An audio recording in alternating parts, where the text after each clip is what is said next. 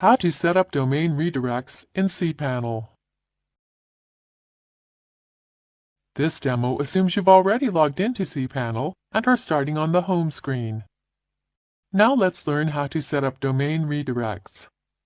Click the redirects icon. Choose whether you want this redirect to be temporary or permanent. Then enter the URL you want to redirect.